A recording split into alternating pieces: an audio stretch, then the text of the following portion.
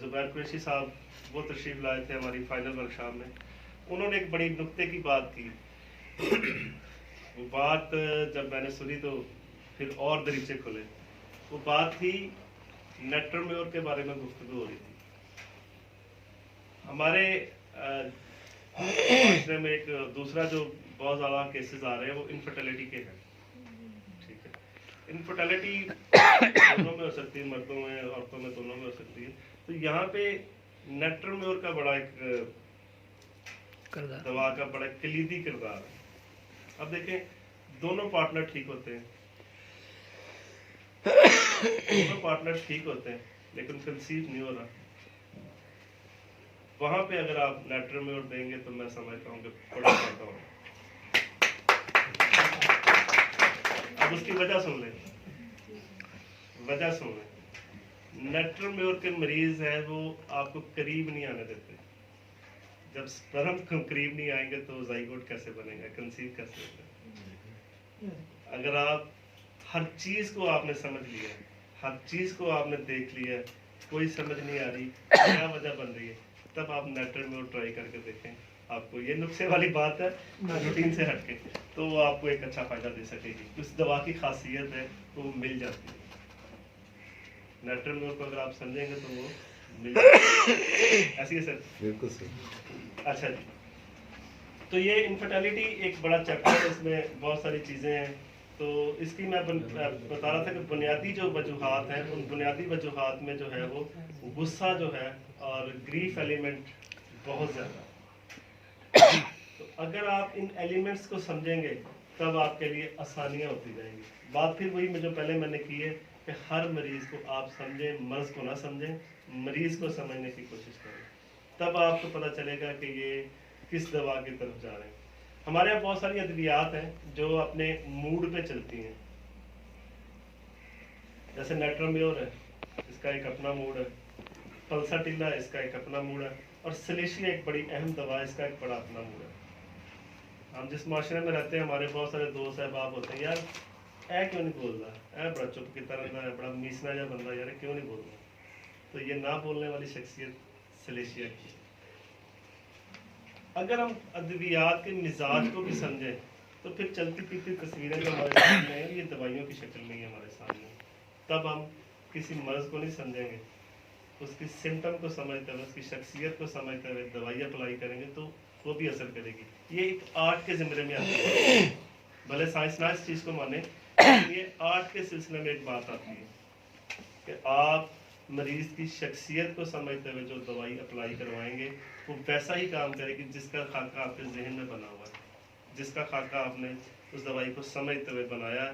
वो जब दवाई आप अप्लाई करवाएंगे तो वैसी वो दवाई असर करेगी। तो बात हो रही है इनफर्टिलिटी की। इसमें सबसे पहले देखेंगे हम कि ख़वातीन के मेंसेस जो है वो डिस्टर्ब होते हैं। उसमें बच्चियों के स्टार्टिंग एज में जो होते हैं वो 2 दिन 4 दिन आ गई, या 1 दिन 2 दिन आ गई, या फिर हफ्ते में 2-2 3-3 दफ़ा आते हैं, या फिर 6-6 माह बाद आते हैं। ठीक है, इनमें जो समझने वाली चीज़ें हैं ये है, सबसे पहले फिर वही बात करूँगा, गुस्सा और घर का माहौल। तीसरा उसकी खुराक।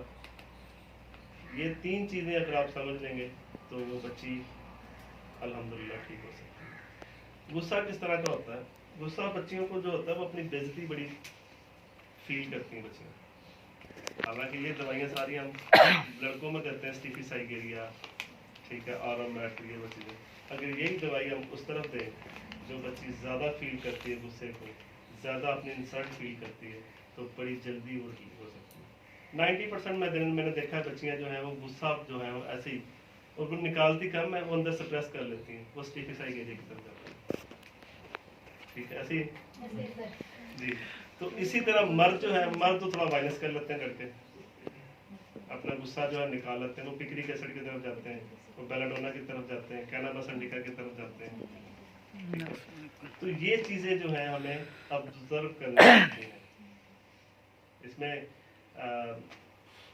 एफोरिज्म एक है, लगभग 69 है मेरे ख्याल में, जिसमें 69 जिसमें लिखा हुआ, डॉक्टर हानेमान ने कहा हुआ कि मौलिद का सबसे पहला काम यह होना चाहिए कि उसका मुशाहिदा तेज हो। मुशाहिदा तेज होने का मतलब ये कि जो सामने पेशेंट होता है उसे वो तेजी से ऑब्जर्व करे कि सामने बैठने वाली शख्सियत किस तरह की है। तो ये चीज़ें हैं, अगर आप इन चीज़ों को देखते हुए चलेंगे तो इंशाल्लाह ताला आपकी प्रैक्टिस जो है वो डे बाय डे बेहतर होती चली जाएगी, बेहतर होती चली जाएगी। बजाय आप किसी नुस्खे वाली किताब को पढ़ें, उसका कोई फ़ायदा नहीं होगा। नहीं, मैं अपनी प्रैक्टिस के बलबूते पे नुस्खों का कोई फ़ायदा नहीं होना, कोई फ़ायदा नहीं होना। हो सकता है वक्ती फ़ायदा दे दें, लेकिन लॉन्ग टर्म में वो फ़ायदा नहीं देंगे। लॉन्ग टर्म में काम आने वाली चीज़ है मैनुअल दिमाग आपका। कंप्यूटर वाला जितना मर्जी काम कर रहा है आजकल, लेकिन जब तक उसकी मैनुअल कॉपी नहीं आप रखते, हार्ड कॉपी नहीं रखते, तब तक उसकी कोई हैसियत नहीं। इस तरह आपको एक मैनुअल काम आना चाहिए। मैनुअल तरीके से आपको काउंटर पार्टी को देखना आना चाहिए। मैनुअल तरीके से आपको जो है वो ये एफोरिज्म सारी डे बाय डे उसे याद करनी, याद ना पढ़े तो सही एक दफ़ा वो कोई ना कोई चीज़ आपके ज़हन में बैठेगी, कोई नई चीज़ निकलेगी वहाँ से। 291 कवानीन जब आप पढ़ेंगे तब आपको पता चलता जाएगा कि मैंने कहाँ कहाँ गलतियाँ की, मैंने कहाँ कहाँ मिस्टेक की, कहाँ कहाँ जो है वो काम किया। डॉक्टर सरवर साहब को मैं दोबारा याद करता हूँ। उनके पास एक पेशेंट आया तो मुझे कहने लगे कि यार वो ना उसने खुदकुशी कर ली, मेरे पास फलां मरीज आया था, खुदकुशी कर ली। तो दवा जो थी वो मुझे 2-3 दफ़ा मेरे पास आता रहा, दवा मुझे याद नहीं थी। लेकिन जो जैसे ही मुझे पता चला ना कि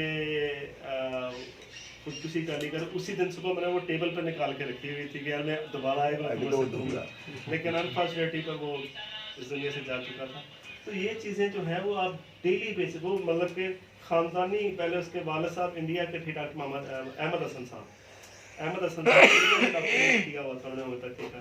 तो वो मतलब फिर आगे उन्होंने नस्लें दर नस्ल जो प्रैक्टिस कर रही थी उनकी, तो वो भी लोग महारत पे नहीं आते। कहने का मकसद ये होता है ये डेली बेसिस की स्टडी है। डेली बेसिस पे आप पढ़ते रहेंगे तो इंशाल्लाह ताला आप में निखार होता चला जाएगा। तो मेरे ख्याल में काफ़ी वक्त है क्या?